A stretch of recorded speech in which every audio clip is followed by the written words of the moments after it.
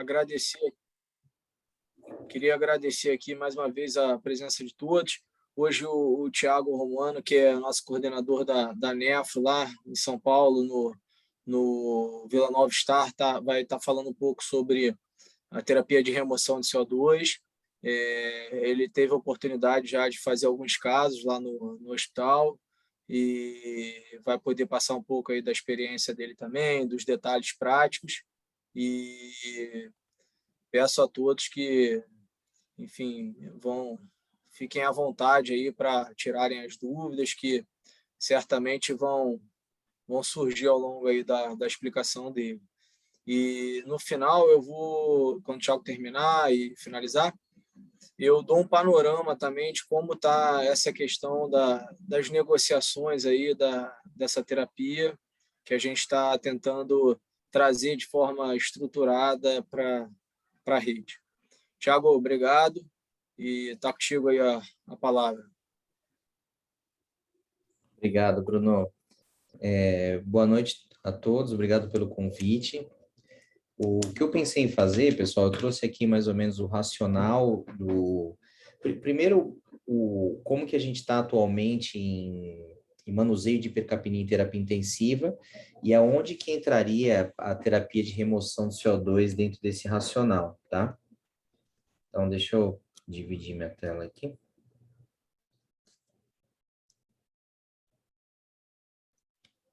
Vocês enxergam bem? Tudo bem, pessoal? Então, tá bom. Então, dizer que eu não tenho nenhum conflito de interesse, né, com a terapia. E quando a gente conversa um pouquinho sobre hipercapnia, pessoal, a gente tem até uma visão meio dúbia, assim, se hipercapnia tem seus efeitos benéficos ou efeitos maléficos. Mas, em grande parte, os efeitos da hipercapnia no doente crítico, ele vem com a vasoconstrição pulmonar, assim como a hipoxemia. Ele tem um potencial de aumento de fluxo sanguíneo cerebral e, consequentemente, aumento de pressão intracraniana, redução de contratilidade miocárdica, potencial da lesão alveolar por si só. Então, alguns autores trazem que a hipercapnia por si só tem o potencial de lesão alveolar e a necessidade de, vamos dizer assim, esticar os parâmetros ventilatórios no paciente hipercápnico. E acho que esse conceito é muito importante quando a gente vai conversar sobre remoção de CO2, pessoal, porque dos objetivos da ferramenta, vamos dizer assim, é você proporcionar que a sua ventilação mecânica seja protetora, tá? E quando a gente conversa sobre parâmetros de ventilação mecânica protetora, acho que os primeiros trabalhos, um dos principais trabalhos mais citados aí é do grupo do Dr. Marcelo Amato, né? Isso aqui publicado no New England de 98, que mostrou que você ventilar com parâmetros ventilatórios de volume corrente, volta de 6 ml por quilo, quando comparado com 12 ml por quilo, e mantendo uma pressão de platô, ou uma pressão de pausa abaixo de 30 centímetros de água, teve efeito protetor nesses pacientes com impacto e sobrevida.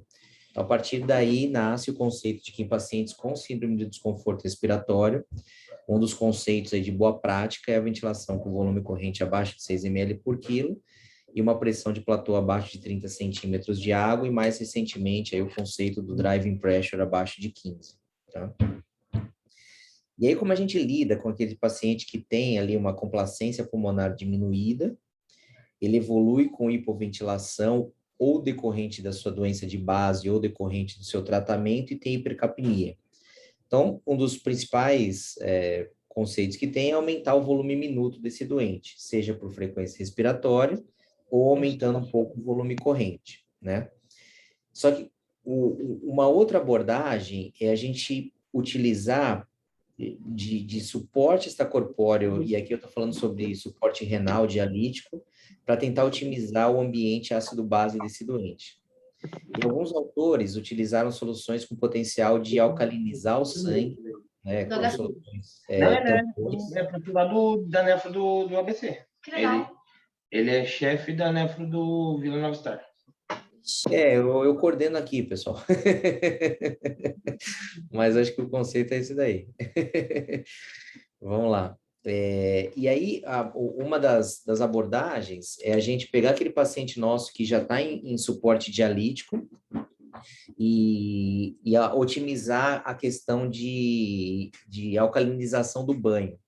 E aqui tem duas vertentes a literatura, pessoal, que é o seguinte: se naquele paciente você dialisar com bicarbonato mais alto no banho, ele tem o potencial de gerar CO2 e piorar o componente de acidose desse doente, ou se o impacto ácido-base de controlar o pH, ele supera esse potencial do bicarbonato virar CO2, tá?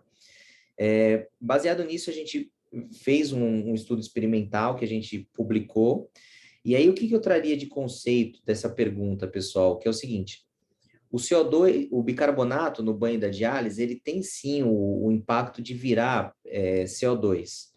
Porém, quando o bicarbonato é dado de uma maneira lenta, parece que esse impacto ele é minimizado.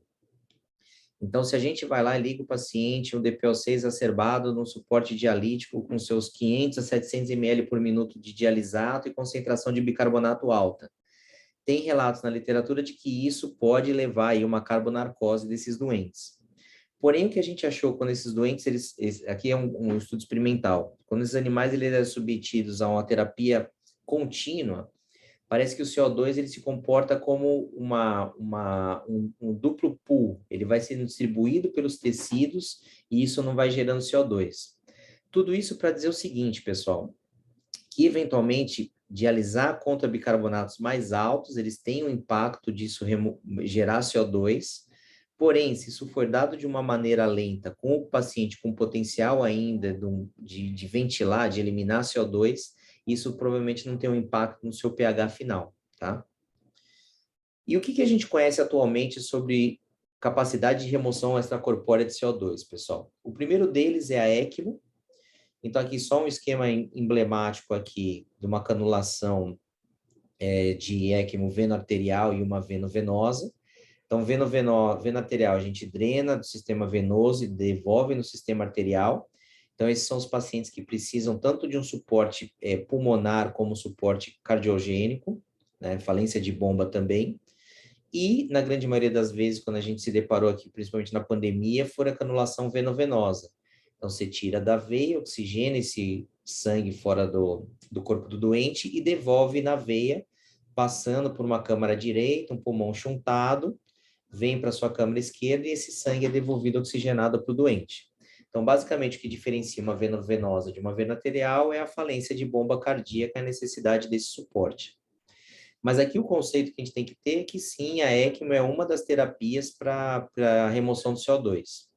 O problema para essa visão é que a ECMO geralmente é um sistema de alto fluxo. Então, aqui a gente está conversando sobre cânulas na monta de 21 a 25 French, né? Gerando fluxos de sangue de 5 a 7 litros por minuto. E aí, o que a gente pega de conceito é que o CO2 ele não precisa de tudo isso para ser removido. Baixos fluxos sanguíneos, aí na monta de 300 a 500 ml por minuto, ele tem o potencial de remoção do CO2. Então, o que eu estou tentando construir com vocês aqui, pessoal? O primeiro conceito, ventilação protetora com baixos volumes correntes e baixas pressões, eles são boa prática naqueles pacientes com síndrome de desconforto respiratório. Naqueles pacientes em suporte dialítico, lidar com alteração do bicarbonato no banho tem o potencial de controlar pH, e se isso for feito de uma maneira mais lenta em pacientes com capacidade de eliminar CO2, isso pode ser uma ferramenta beira-leito. E naqueles pacientes refratários a isso, a gente tem algumas ferramentas que são a remoção extracorpórea de CO2. O primeiro deles é a ECMO. O problema da ECMO é o grau de invasibilidade e o potencial que você tem de gerar altos fluxos sem a necessidade do doente precisar disso. Então, aqui só mais uma vez emblemático. Então, aqui é uma canulação fêmuro-jugular. Então, o paciente tem a sua canulação saindo aqui para uma bomba, que é uma bomba centrífuga, não é uma bomba peristáltica. Aqui, então, aqui é uma área de pressão negativa, e depois, se vocês quiserem, até a gente pode conversar um pouquinho sobre conexão, diálise em ECMO, onde que tem que ser feito. Então, isso aqui é uma área de pressão negativa. Depois vem uma área de pressão positiva máxima na monta aqui de 100 a 150 milímetros de mercúrio. entra numa membrana de oxigenação, onde basicamente esse sangue vai entrar em contato com um blender de oxigenação, que ele é externo, né, um fluxômetro externo, e é devolvido para o paciente oxigenado e removido de CO2. Né? Quando a gente conversa sobre métodos únicos exclusivamente sobre remoção de CO2 e não sobre oxigenação extracorpórea, uma das ferramentas que vocês vão ver é uma coisa chamada ILA, que chama Interventional Lung Assistance, tá? Só que a questão do ILA, ela é uma questão que ela não tem bomba peristáltica.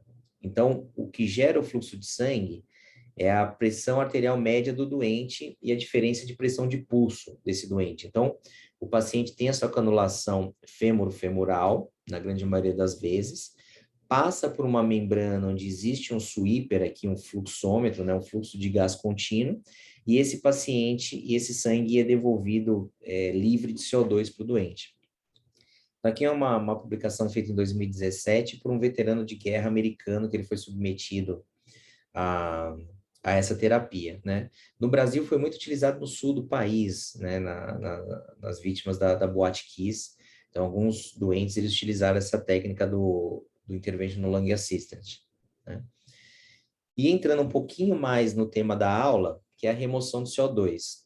Não é uma coisa nova, pessoal. Então, se a gente for ver na literatura, desde a década de 70, já tem descrição sobre sistemas de baixo fluxo sanguíneo com potencial de remoção de CO2, e isso sendo uma coisa eficaz. Então, aqui, ó, é um estudo experimental de um grupo italiano, Dr. Gattinoni, mostrando que fluxos sanguíneos de entre 300 a 500 ml por minuto tiveram potencial de diminuição do CO2, né, daqui do VCO2, isso possibilitando uma diminuição do seu volume corrente do ventilador mecânico.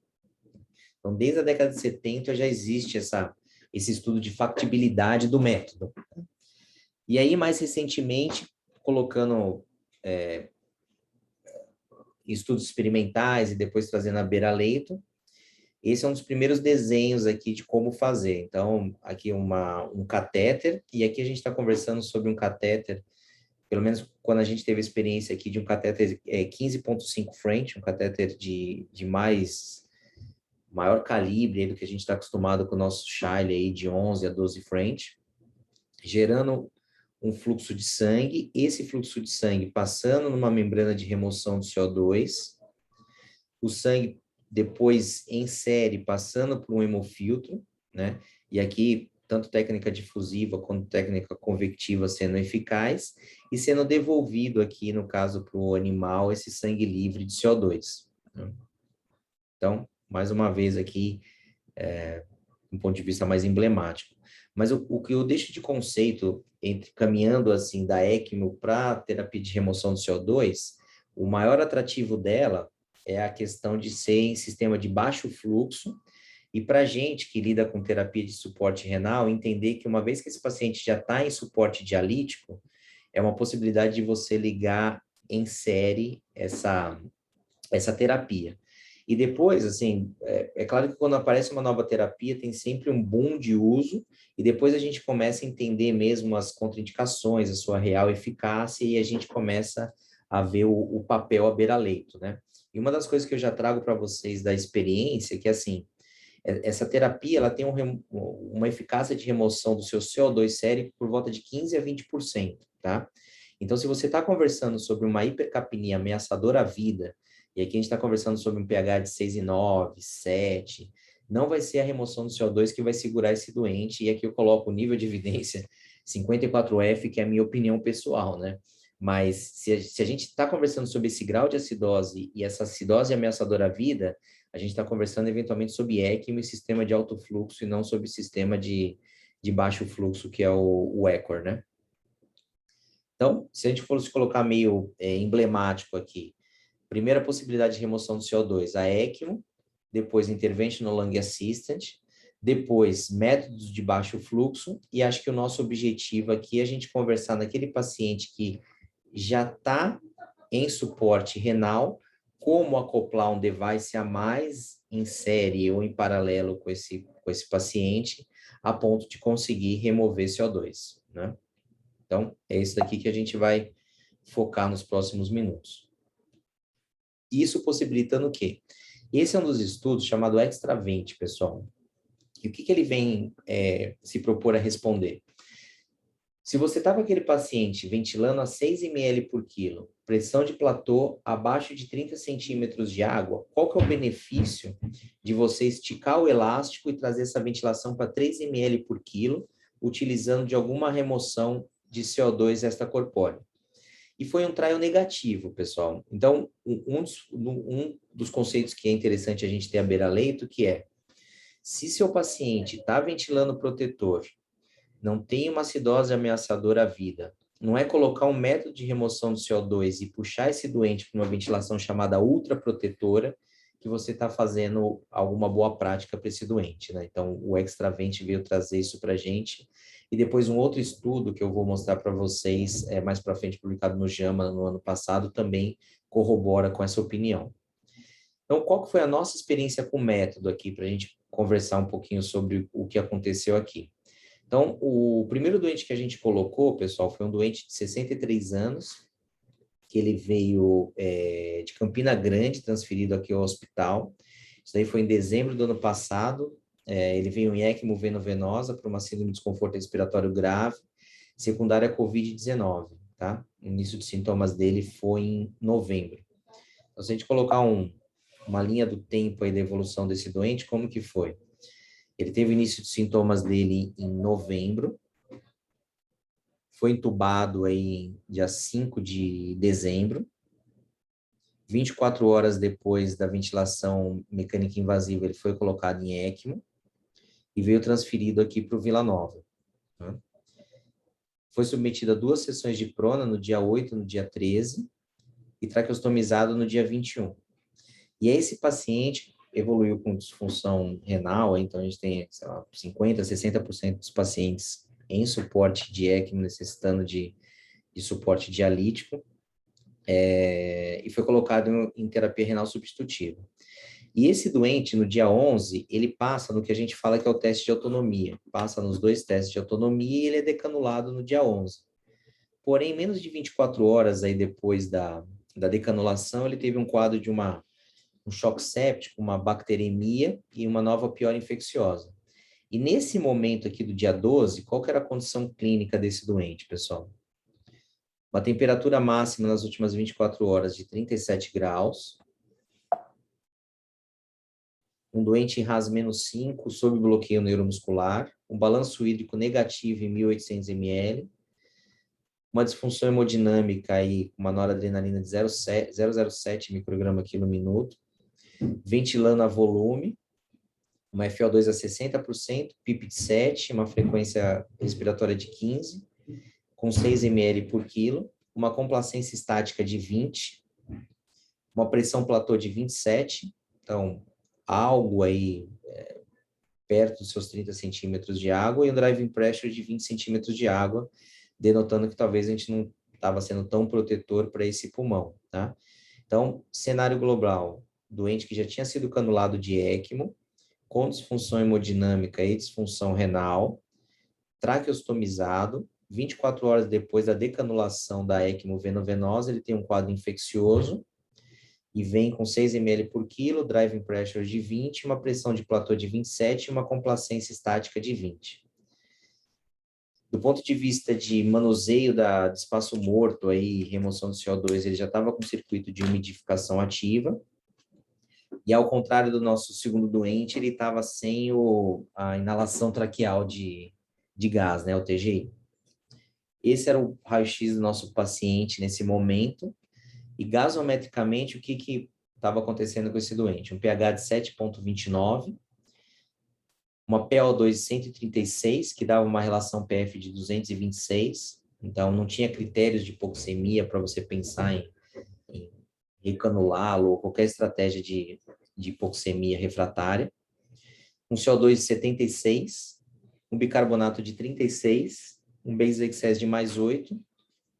Então, esse era o cenário. Então, Era um doente já em diálise contínua, decanulado, novo hit infeccioso, ventilação mecânica algo já estressada ali, denotado por um driving pressure de 20 ali e um platô de 27, e essa gasometria já com a questão metabólica já estressada aqui com base excess de mais 8, e essa hipercapnia com pH de 7,29, quer dizer, um caso não tão ameaçador à vida, num paciente que já estava em diálise contínua. Esse foi o primeiro caso.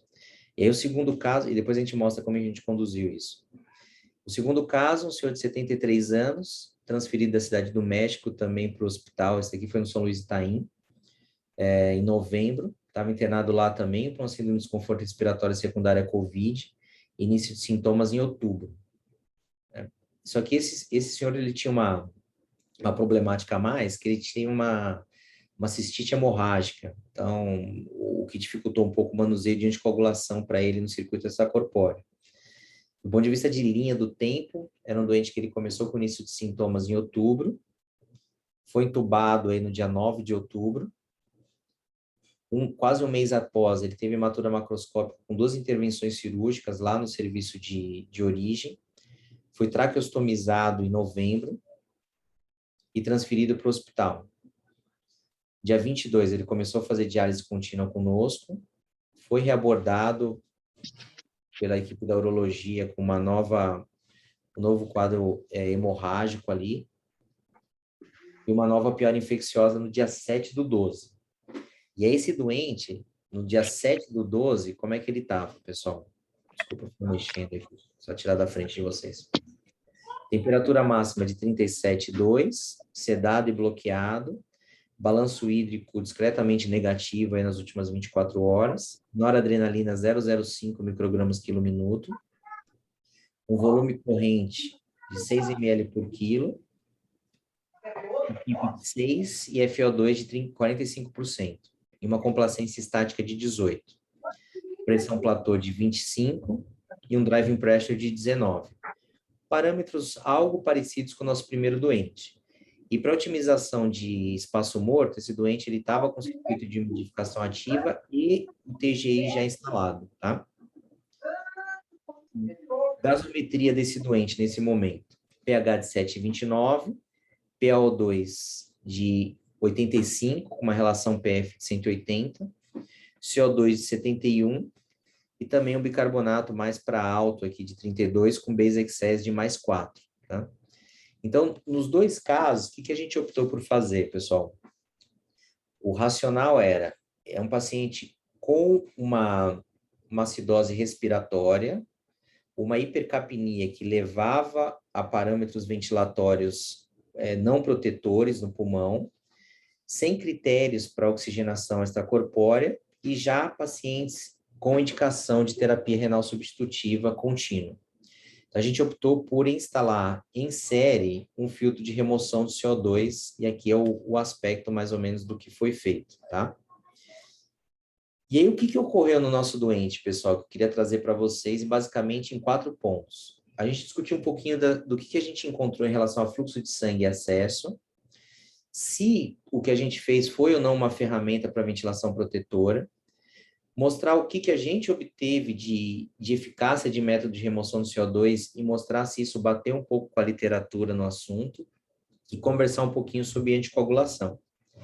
Então, o primeiro ponto sobre fluxo de sangue e acesso, o que a gente fez? A gente, na verdade, aqui é uma meia verdade que eu trago para vocês, que a gente optou pelo uso de um catéter de 15,5 French, né? Na verdade, esse foi a opção do primeiro doente, então a gente já foi de cara para 15,5 French, a gente conseguiu chegar até 500 ml por minuto de fluxo de sangue. E no segundo doente, a gente tentou utilizar o catéter de 11,5 que a gente já tinha e colocar um outro devolvendo sangue na jugular também de 11,5. Não deu certo. Então, o fluxo de sangue máximo que a gente conseguiu ali foi 350, terapia não eficaz, e depois a gente teve que escalonar aqui para um catéter que a gente usa o nome aqui de T3, que é esse fluxo de sangue com um diâmetro de 15,5 French. Quando a gente avalia o que o fabricante traz para a gente, pessoal, que o fluxo máximo recomendado da terapia é 500 ml por minuto, tá? E depois eu fui entender um pouquinho isso, que é o seguinte, existe um ponto onde você satura a sua remoção de CO2 por critérios modificáveis. Onde eu quero chegar? Se você está lá com seus 200 ml por minuto de fluxo de sangue e aumenta para 200, 300, 400, você ganha em remoção de CO2. Mas depois, aumentar o fluxo de sangue e aumentar a quantidade de gás ofertado a essa membrana, ele não vai repercutir mais em eficácia em remoção de CO2 e isso vai atingir um platô. Isso a gente observou mesmo com fluxo de sangue máximo de 500 ml por minuto. Para esse 500 ml por minuto, um fluxo de gás recomendado à membrana de 7,5 litros por minuto. Então, um fluxo de sangue de 300 ml, a gente está conversando mais ou menos de 4,5 litros por minuto de sweeper, né, de gás nessa membrana, tá? É uma membrana aqui de polimetilpenteno, então biocompatível. Então, do ponto de vista de resposta inflamatória, a gente não teve grande impacto. Mas desse slide do fluxo dos dados do fabricante, pessoal, que eu queria deixar de recomendação, essa questão do fluxo de sangue está atrelado ao seu fluxo de gás, né? Então, com um fluxo de sangue máximo de 500 ml por minuto, um fluxo máximo de gás de 7,5 litros por minuto, e depois disso, uma estabilidade no seu nível sérico de CO2, a gente não consegue mais otimizar essa perda. Isso foi mais ou menos o que o pessoal do Hash Trial, que é o estudo do JAMA que eu comentei com vocês, fez. Então, tipicamente um fluxo de sangue de 350 a 500 ml por minuto, tá? Com um catéter aqui por volta de 15,5 French, então, com uma punção única para esses doentes. E isso é o que a gente atingiu nos 2 doentes aqui, pessoal. Depois a gente teve mais 2 casos que eu não cataloguei aqui, mas basicamente o comportamento é muito parecido. Então, a gente saiu de um CO2 por volta de 100 num dos doentes, e aí dentro das primeiras 2 horas, é o que a gente denominou de lua de mel com o procedimento aí, né? Então, ele atingiu uma taxa de remoção do CO2 sérico por volta de 15%, depois atingindo uma certa estabilidade. E isso, pessoal, foi uma ferramenta para a gente importante do ponto de vista de queda das pressões do pulmão, né? Então, uma queda na pressão de platô aqui por volta de seus 10 pontos, uma queda no volume corrente importante aqui, um dos pacientes chegando a ventilar para 3 ml por quilo e conseguindo manter um pH estável com essa terapia, né? E isso foi muito parecido com o que o pessoal do Supernova achou. Então, o Supernova também foi um estudo para viabilidade de ventilação mecânica protetora nos pacientes com remoção de CO2. Então, o Supernova também trouxe aqui uma eficácia boa na queda de volume corrente desses doentes, possibilidade de queda também de pressão de platô e estabilidade dos níveis séricos de CO2. Então, o que a gente achou de eficácia do método, pessoal, foi muito parecido com o que a literatura traz. Uma queda de CO2 por volta de 15%, e isso viabilizando aí com que a sua pressão platô e seu volume corrente caiam, tá? E o primeiro ponto que a gente conversou com vocês sobre fluxo de sangue adequado aí por volta de 350 a 500 ml por minuto, isso demandando um catéter algo diferente do que a gente está acostumado no nosso dia a dia, tá? Em eficácia, pessoal, o que a gente fez nesses pacientes? A gente coletou gasometria pré-filtro, pós-filtro e do doente. E aqui é uma média dos achados gasométricos. O que a gente achou, basicamente, nesses doentes? Foi o seguinte, uma gasometria pós-hemofiltro, pré-membrana de oxigenação, que trazia um CO2 médio de 53, um pH de 7,3, um Bezier de -6. Pós-filtro de oxigenação, uma capacidade grande do filtro de remoção de CO2, então CO2 médio aqui de 16, com pH de 7,6. E do doente, uma gasometria média com pH de 7,3 e um CO2 de 50.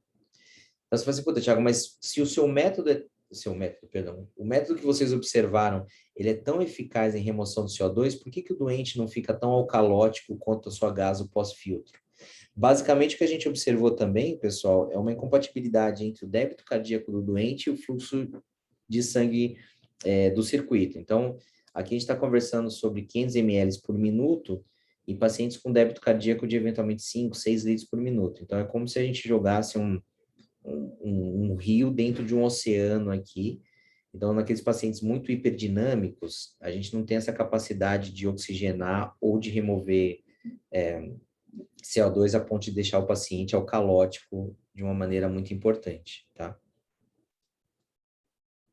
Um ponto que eu acho que é importantíssimo dessa discussão, pessoal, é o que a literatura traz sobre evento adverso desses doentes, tá? Então, aqui são dados também do Supernova, mostrando que houve por volta de 34% de eventos adversos relacionados ao procedimento. E desses eventos adversos, pessoal, aqui só, eu queria trazer só a questão de anticoagulação do estudo REST, mas só para apresentar, esse aqui é o REST Trial, que é uma das principais referências no assunto, assim, que trazia também a comparação de se você ser protetor ou ultraprotetor utilizando uma remoção de CO2, se isso tem impacto em mortalidade, e isso não teve. Mas o dado que eu queria trazer do REST Trial é basicamente a tabela de evento adverso e de segurança.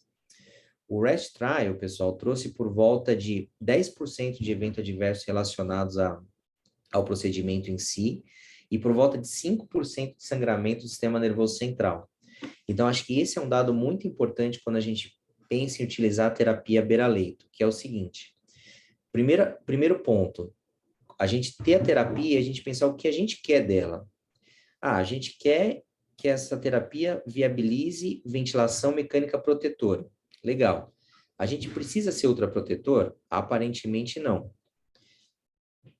Esse paciente já está em terapia renal substitutiva contínua? Ou eu vou precisar passar um catéter exclusivamente para uma remoção de CO2? Segundo ponto.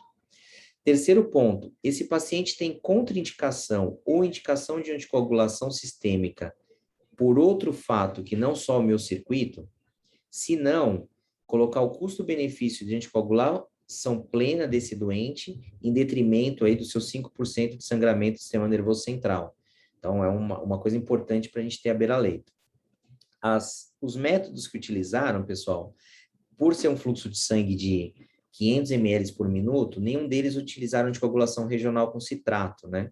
Então, a gente tem ali 3 a 5 milimol por litro de sangue tratado. Quando a gente conversa sobre 500 ml por minuto, a gente estaria conversando sobre uma oferta de citrato muito alta para esses doentes. Então, em estudo de segurança ou de factibilidade, nenhum utilizou anticoagulação regional com citrato ou heparina protamina, né? Todos foram com anticoagulação sistêmica.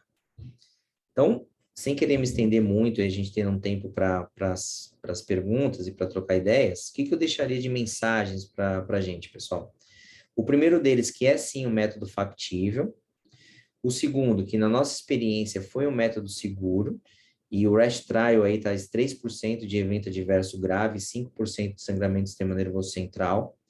Ele é eficaz na remoção do CO2, a gente tem uma queda aí de 15% a 20% de CO2, e aí resta para quem está indicando ou a beira-leito com esse doente, entender se isso viabilizaria a redução de parâmetros para o seu doente, se o seu doente tem uma acidemia ameaçadora à vida, então se esses 15% a 20% segurariam uma acidemia ameaçadora à vida, ou se é caso para indicação de um método de alto fluxo como uma ECMO, e o custo-benefício de ser ultraprotetor, caso você já esteja com parâmetros protetores. Então, aqui parece que o Extravent ou mesmo o REST Trial mostraram que no momento a gente não tem essa assertividade para indicar esse método se você já está sendo protetor para o seu doente. A gente não utilizou em doentes em desmame de ventilação, então, quando você vê as indicações da literatura, uma delas é a indicação de desmame difícil de ventilação mecânica naqueles pacientes com DPOC ou retentor de CO2, então a gente não utilizou nesse perfil de doente. E uma vantagem naqueles doentes que já estejam em terapia renal substitutiva e que não tenham contraindicação de coagulação sistêmica. Acho que esse é um ponto importantíssimo para você pensar à beira-leito, tá? E aí agradecer, isso daí é o pessoal que toca o rock and roll aí no dia a dia, a equipe multiprofissional aí que teve contato com esses doentes. Acho que era isso, pessoal. Obrigado pela atenção aí. Ô, Thiago, parabéns. Obrigado aí pela oportunidade de você trazer sua experiência. Pessoal, vou deixar aberto aqui para a discussão, para as perguntas. Fiquem à vontade, por favor.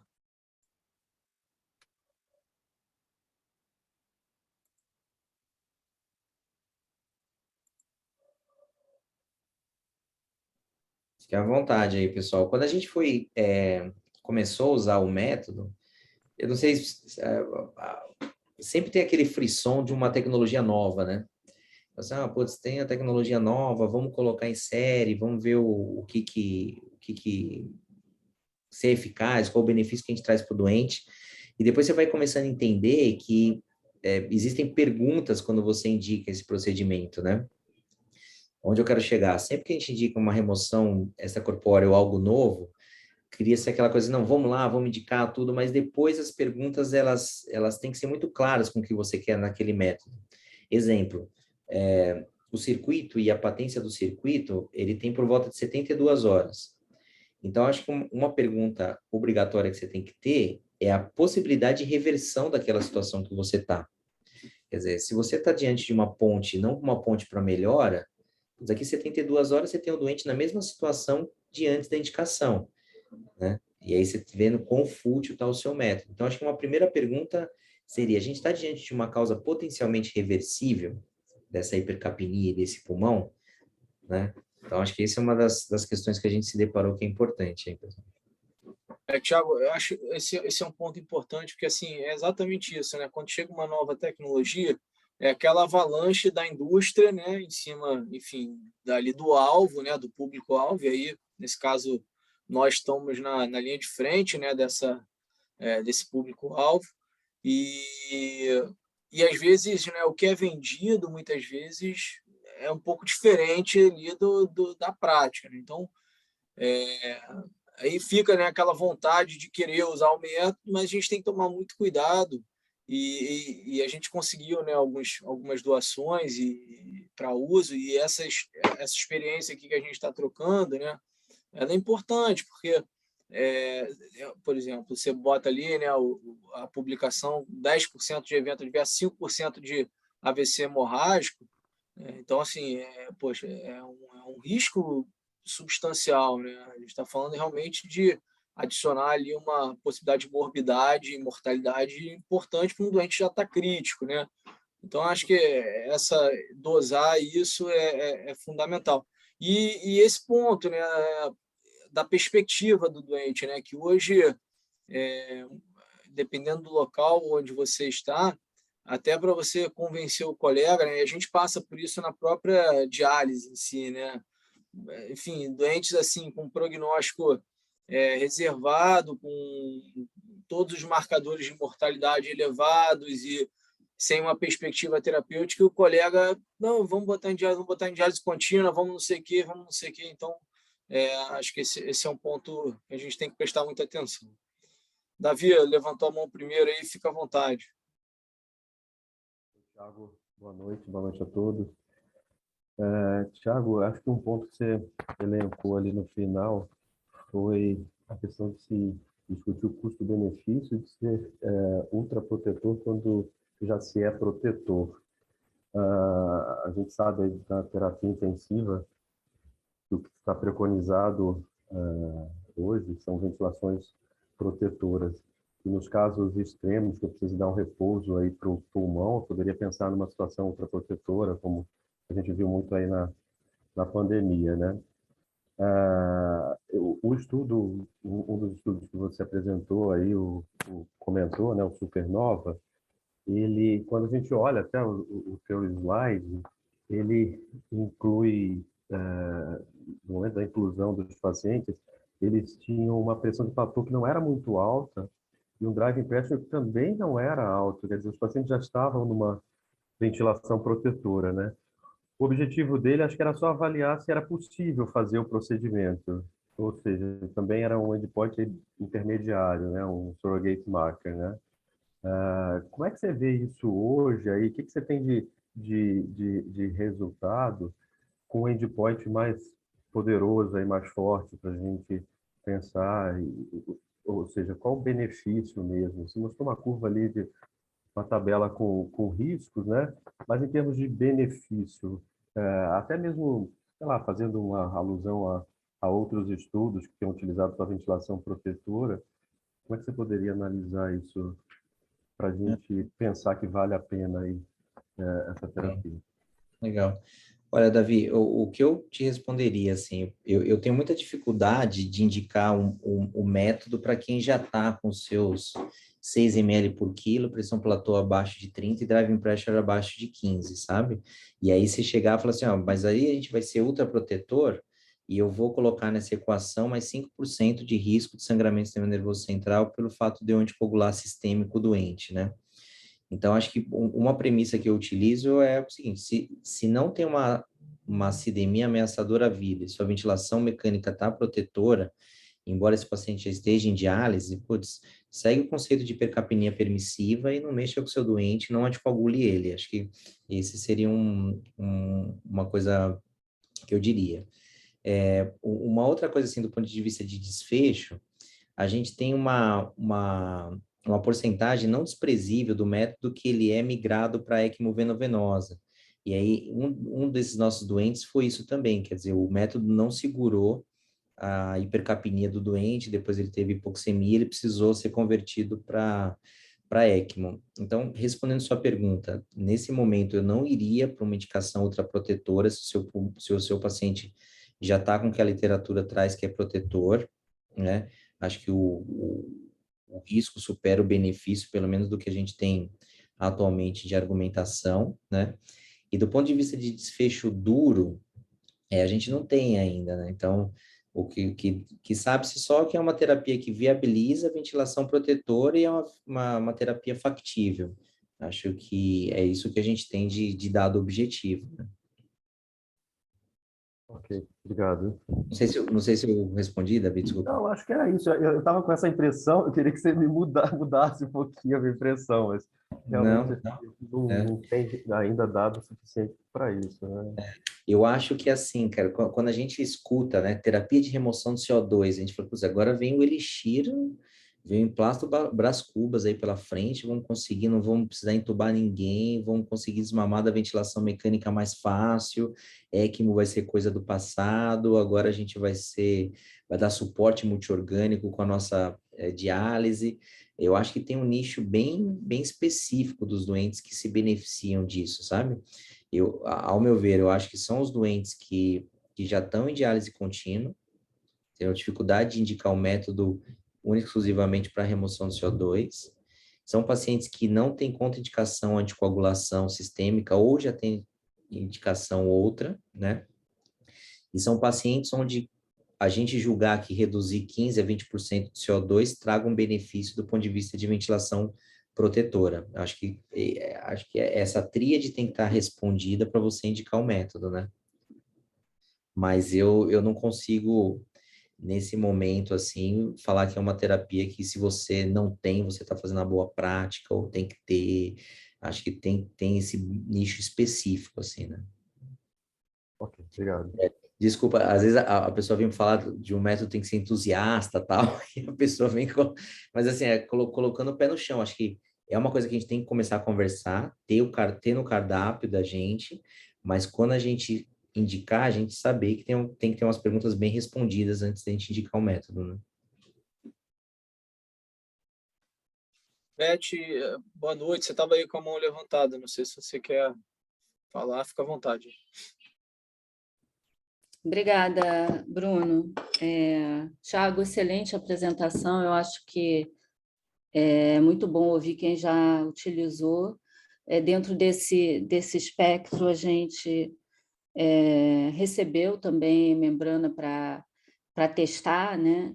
E antes da gente utilizar, na verdade, aqui no Rio de Janeiro chegou um pouquinho mais tarde da última onda de Covid, e a gente sentou com o pessoal da terapia intensiva para discutir as indicações para que a gente não tivesse justamente essa questão de panaceia, todo mundo pode, paciente com disfunção crônica que não tem perspectiva de reversibilidade entrando em suporte. E a gente chegou, então, assim, algumas questões que você apresentou que eu acho que são importantes, e eu queria falar aqui o que a gente efetivamente entendeu, que são exatamente os mesmos quesitos, né? De ter insuficiência respiratória aguda reversível, uma PCO2 maior que 60, com um pH menor que 7,3 por aí, né? Mas levando em consideração a questão do platô menor que 30 e driving pressure e um volume corrente também que fosse menor, que a gente quisesse um volume corrente abaixo de 6, né? E além da indicação de diálise. Então, eu acho que isso é fundamental. E a gente não conseguiu, nesse período, encontrar nenhum paciente que entrasse nesse protocolo. Então, assim, nesse protocolo, nessas indicações necessárias. E aí eu queria ouvir um pouco mais de você com relação à indicação, porque se a gente leva em consideração tudo isso, acaba que é bem difícil a gente encontrar uma indicação precisa dessa terapia, porque a gente acaba pulando para o ECMO, né? Ou veno venoso, ou veno arterial, na dependência da questão hemodinâmica. Legal, legal. Eu acho que talvez, Beth... Tem duas perguntas. Uma é essa, né? O que você tem de experiência que você acha que realmente seria uma indicação, ou mais de uma indicação? E a outra pergunta é com relação à anticoagulação, e se a gente poderia traçar uma estratégia intermediária, ou imaginar uma estratégia intermediária para reduzir esse risco, usando uma dose baixa de citrato e alguma dose de heparina para a gente anticoagular esse paciente. Então, é só se a gente poderia pensar em alguma coisa híbrida para reduzir os efeitos colaterais da anticoagulação com heparina plena, né? Então, são esses dois questionamentos. Legal.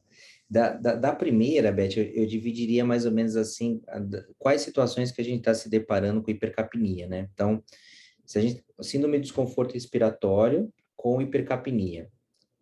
Eu acho que viria num contexto de se você não está conseguindo ser protetor para o seu doente. Então... acima de 6, né? Que você não está conseguindo... eu acho que assim, você está lá acima de 6 ml por quilo, pressão platô acima de 30, driving pressure acima de 15, o paciente está dialisando e tal, acho que aqui você tem uma indicação, e é isso que vocês estavam comentando, que vocês conversaram com a equipe de terapia intensiva, né? Um outro paciente que aqui eu acho que estaria o grande nicho de uso, que é aquele paciente de difícil desmame da ventilação. Então, aquele paciente que, eventualmente, é um retentor de CO2, se desliga a sedação, ele acorda agitado, acorda taquipneico e tal. Talvez, nesse paciente, se você despertá-lo na vigilância de uma alcalose um pouco maior e menos CO2, você estimula menos o drive respiratório desse paciente. Então, eu acho que, como uma ferramenta também de desmame ventilatório, é um nicho também. Então, situação clínica, você tem lá aquele seu paciente, DPOC, ficou um tempo curarizado, você está tirando a sedação, ele acorda super agitado, com seu CO2 de 85, 90, já está em diálise, esse cara talvez, se tirar CO2 para despertá-lo na vigência de uma certa alcalose respiratória, acho que faria sentido, né? A literatura traz um terceiro nicho, que eu acho... esticar muito elástico, que é a questão de como uma primeira ponte antes da intubação dos doentes, né? Então, vocês vão ver relatos daquele paciente, exacerbação de DPOC, antes de você intubar esse doente, passa um Shile e remove CO2 para evitar que esse paciente seja intubado. Putz, acho esticar o elástico demais, assim, mas Se você me perguntar a minha opinião nas indicações, eu viria síndrome de desconforto respiratório com hipercapnia, paciente não sendo ventilado protetor e já em diálise, esse é um cara, e o outro, o paciente que a literatura fala é o difficult to wean, né, que é o difícil desmame. Então, esse seria um outro paciente. E acho que essa é a primeira pergunta. A segunda, a anticoagulação. E eu concordo com você, assim, Beth, mas assim, eu não tenho muito embasamento de literatura para te responder essa pergunta, mas eu acho que assim, se a gente está lidando com fluxo de sangue de 500 ml por minuto, talvez você permitir um cálcio pós-filtro mais no limite ali de 0,5, eventualmente até 0,6, para possibilitar menos carga de citrato, eu acho que faz sentido. Quem me perguntou isso outro dia também foi o Thiago Reis, lá do Distrito Federal, né? E ele também estava com alguma ideia de fazer um estudo de factibilidade de citrato em sistemas de alto fluxo, né? Então, acho que é uma questão que o europeu tem muito medo de citrato, né? Então, eles acham que existe intoxicação por citrato, né? Não sei se é alguma crença, né? Enfim, mas... A gente usa tanto tempo e nunca, Pois assim, é, não teve um efeito grave. mas assim, recentemente até fui dar uma lida aqui, porque tem um paciente que bateu uma relação cálcio iônico cálcio total acima de 0,6 e tal, a gente foi ver, putz, é muito raro a intoxicação por citrato nas doses que a gente usa, né? Isso é uma preocupação tão iminente, tão necessária à beira-leito, mas enfim, existe essa preocupação, mas eu acho que é uma dúvida que ainda estaria na bancada, né? Se a anticoagulação regional em sistemas de alto fluxo é factível e é seguro, né? Mas, assim, se você perguntar a minha impressão, eu acho que daria. Acho que daria. Mas tem que estudar, não sei. Porque é um alto fluxo, mas não é tão alto assim. Acho que se a gente fizesse uma dose um pouco mais baixa do que o preconizado, e se houvesse necessidade de complementar com alguma outra coisa, com uma dose menor, talvez a gente conseguisse a anticoagulação do circuito sem anticoagular plenamente o paciente. Isso reduziria o efeito colateral que a gente dá, aqueles 5%, mas o desconforto de prescrever uma terapia que pode dar 10%, 15%, 20% de melhora e ter efeito colateral grave, né? Então, eu acho que isso talvez pudesse ajudar. Total de acordo. Porque desculpa, mas até nesse seu questionamento, Beth, assim, da anticoagulação, né? Eu me imagino tendo uma conversa com a família, do ponto de vista assim, ó, eu vou colocar um método, esse método eu vou dar um remédio para anticoagular o seu sangue, você tem 5% de risco de sangramento do sistema nervoso central, e eu tenho ainda algumas dúvidas se isso está sendo benéfico para o senhor do ponto de vista de ventilação. Então, para que fazer, né? Né? É questionável, principalmente se houver a complicação, e aí fica mais questionável ainda, né? Acho que a Para a segurança... família é muito difícil de entender isso. E veja, aqui eu não estou dizendo para não fazer, pelo amor de Deus. Não, eu entendo. Estou tentando ser bem criterioso quando você indicar o método, né? Exato, e por isso que eu acho Tem que que estar muito amarrado. esses critérios amarrados, eles são importantes. E foi o pensamento que a gente teve de sentar e falar assim, olha, antes da gente começar e falar que tem um filtro e todo mundo pedir o filtro para ver o que acontece, vamos ver em quem que a gente vai indicar para efetivamente a gente ter algum resultado. Aí a gente sentou e montou assim um critério, né, que está tudo aí o que você falou exatamente, né, mas escreveu isso.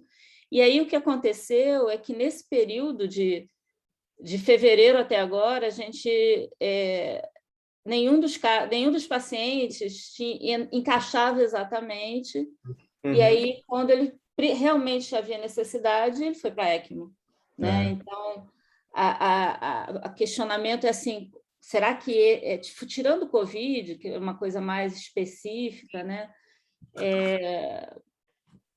A gente não teve nenhum caso, mas, obviamente, em algum momento pode ser que apareça um caso e a gente tenha Então, mas eu achei que assim, na hora que a gente escreveu, deu a sensação de que realmente é muito mais restrito do que o que a gente gostaria.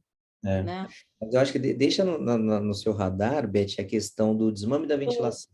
Do desmame, eu acho que é esse aqui que pode ser uma situação interessante, que é o paciente com um acute on chronic, né? E aí a gente ter o desmame posterior desse quadro agudo.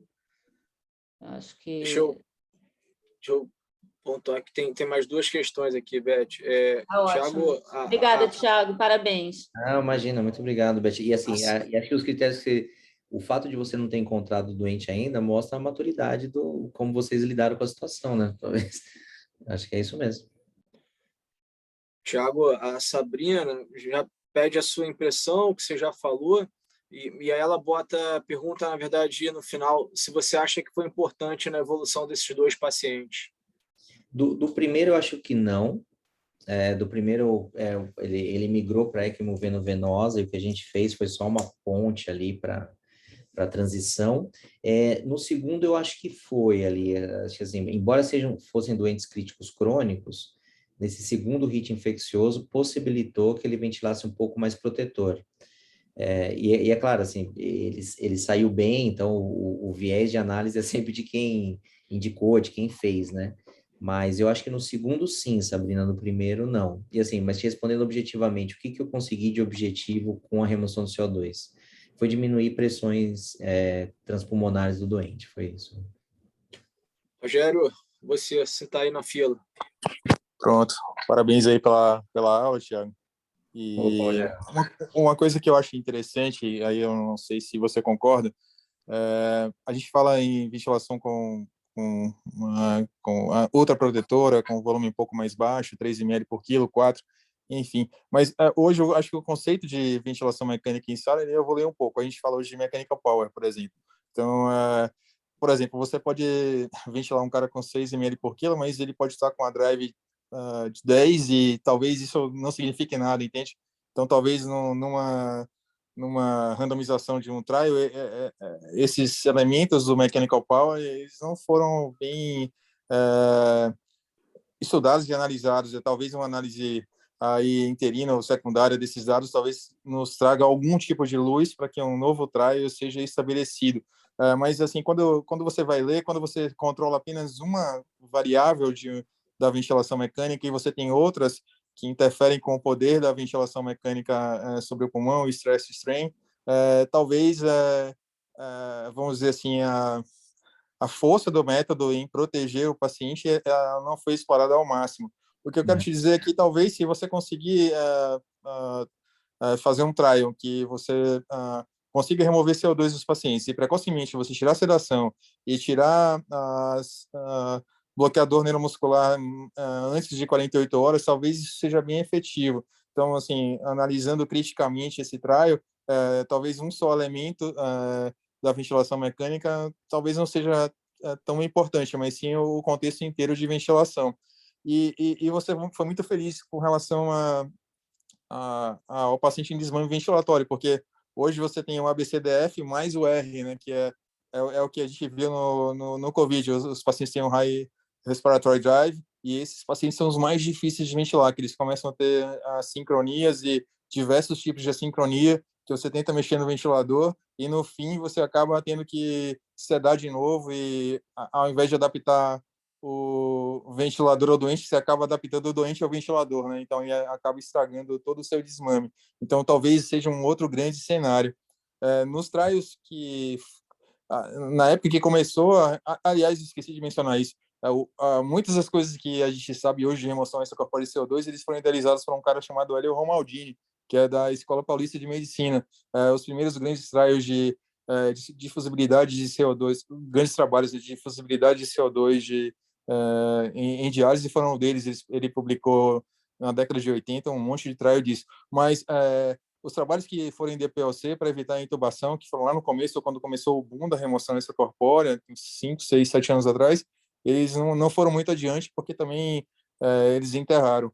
E o último comentário interessante é que apenas 6% dos pacientes que foram que foram analisados, eles foram triados no REST Trial, foram apenas 6% de inclusão no estudo. Então, talvez isso bata com a opinião de Beth, Davi, sua. Realmente é um método para poucos à luz do que a gente sabe dos trials hoje, mas talvez analisando a ventilação mecânica como uma coisa mais complexa e como um conjunto de fatores, talvez o pensamento seja diferente. Na minha opinião, se eu fosse usar, eu usaria muito mais precoce no paciente, se eu fosse fazer um trial hoje, muito mais precoce, e controlando todos os fatores. Eu reduziria o mechanical power e não reduziria apenas um elemento da ventilação. Essa é a minha opinião. Hein? Obrigado pela oportunidade.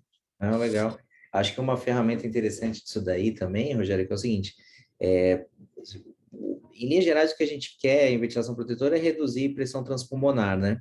E aí existe uma sonda que chama Nutrivent, é uma sonda que ela tem, acho que até ela é cadastrada nos hospitais da rede, né? Então, ela te dá pressão esofágica, então, a partir daí, você tem a pressão alveolar, a pressão esofágica, você tem ali a pressão transpulmonar, e talvez seja um critério mais online, ali, de quão lesivo você está sendo para esse pulmão aí, e talvez acoplar as terapias, enfim, só uma ideia, né? Mas concordo com o que você disse.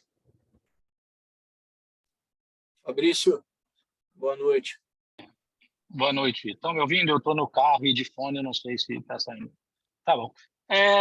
Cara, elogiar a apresentação do Thiago Romano, acho que foi numa serenidade madura e Fabrício de Brasília, tá?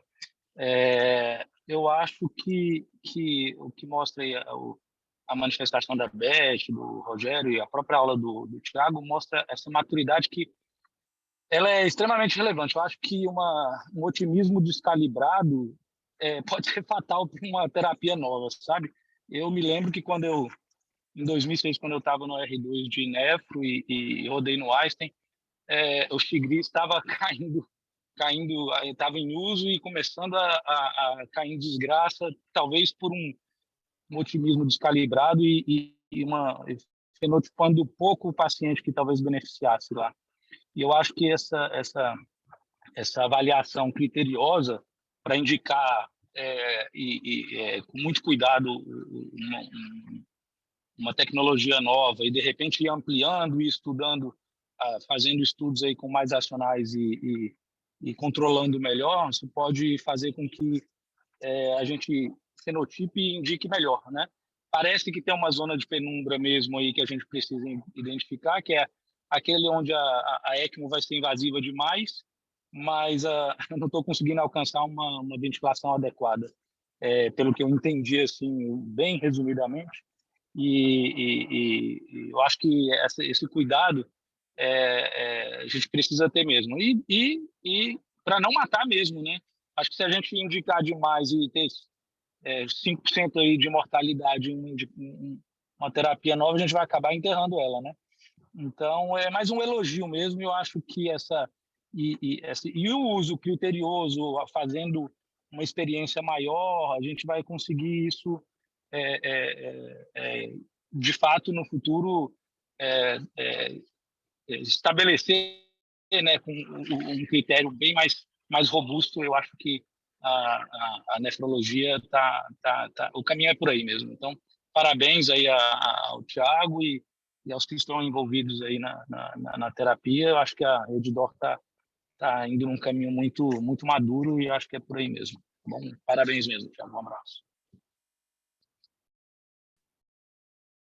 Beleza. Pessoal, mais alguma pergunta? Acho que aqui eu não estou vendo mais ninguém. E se alguém quiser, por favor, fique à vontade. Assim, por aqui, do nosso lado aqui do corporativo, o que a gente tem feito, né, em relação a essa questão do CO2? A gente tem negociado a questão de valores, enfim, mas eu não vejo uma perspectiva no curto prazo disso ser utilizado de forma rotineira, até porque está muito claro que são casos realmente seletos que a gente precisa utilizar e certamente isso vai ter que passar pela aprovação do diretor, né, do hospital. Então, vai ser uma situação, muito provavelmente, onde a gente vai ter aí um comodato, e isso vai ter um custo, certamente, e esse custo o diretor do hospital, junto com a equipe assistencial, vai ter que entender que vale a pena, enfim, pagar, ou no caso, por exemplo, como a gente teve aí, acho que em Brasília, se eu não me engano, teve uma família que pagou de forma particular essas situações excepcionais. Agora, cabe a gente a fazer esse uso criterioso e trabalhar dessa forma para a gente poder ter as oportunidades ali quando realmente elas surgirem. Mas a gente ainda está realmente nessa fase de negociação. E um outro ponto é que, por exemplo, né, o filtro lá da Fresenius, ele se acopla só na máquina da Multifiltrate. No caso lá da Prisma, você ainda não tem o filtro disponível, tem uma previsão de chegada possivelmente aí no final desse ano, início do ano que vem, pelo que eles passaram para a gente. A B. Braun já está com filtro, mas a gente não usa, né, os equipamentos da B. Braun para fazer diálise contínua. Então, ainda tem essa questão que você precisa usar, né, o filtro para cada tipo de equipamento, e isso acaba complicando um pouco mais essa questão da negociação, porque você tem que negociar individualmente com cada um. Mas a gente está trabalhando, e tendo novidades sobre isso, eu vou passando para vocês. Pessoal, mais alguma pergunta? Bom, então, Thiago, eu queria te agradecer, aproveitar mais uma vez esse momento aqui também, para quem não conhece, né, o Thiago, que agora já conheceu, o Thiago está disponível lá no Vila Nova Star, lá em São Paulo. Tá? A gente tem feito essa integração aqui da nefrologia, cada vez se aproximado mais. Aproveitando aqui já para falar que amanhã, quem tiver a oportunidade de participar, vai ter a sessão lá do pessoal de Salvador sobre anticoagulação oral no doente renal crônico, eles botaram lá no grupo. E no mês que vem a Sabrina vai estar aí responsável pela sessão. Sabrina, que é a nossa coordenadora da NEF lá do Jabaquara, e ela já me passou aqui o tema, ela vai falar um pouco sobre a questão da hepatite C e doença renal. Eu queria também já só deixar mais um aviso, eu vou mais para frente formalizar isso aí para vocês, mas eu consegui com a Anete, que é uma nefrologista lá do Karolinska, que ela venha para a gente falar em agosto sobre... Ela, na verdade, vai pegar a aula dela que ela fez agora lá no Congresso Europeu de Nefrologia, falando um pouco se o COVID pode, enfim, causar manifestações e doenças renais. Ela vai me passar exatamente ainda o tema, mas em agosto ela vai estar aqui participando com a gente. Ela fez essa gentileza, aceitou o convite. E aí, em agosto, excepcionalmente, a gente vai fazer uma sessão extraordinária para recebê-la e para manter a nossa programação. Mas um pouquinho mais para frente eu passo aí para vocês o convite, a data, tudo certinho, para a gente poder se programar. E, por último, queria só pedir para todo mundo aí reforçar, os coordenadores reforçarem com as suas equipes a questão, né, da participação aqui na nossa sessão. Acho que é um espaço que a gente tem aqui de discussão, que a gente está cada vez mais consolidando, então reforçar aí com o pessoal a participação. E deixar aqui o agradecimento, o apoio aí pelo trabalho e parabéns aí a todos. Mais uma vez, muito obrigado. Tchau. Boa noite, pessoal. Obrigado, hein? Muito obrigado, pessoal. Bom descanso. Boa noite, boa noite.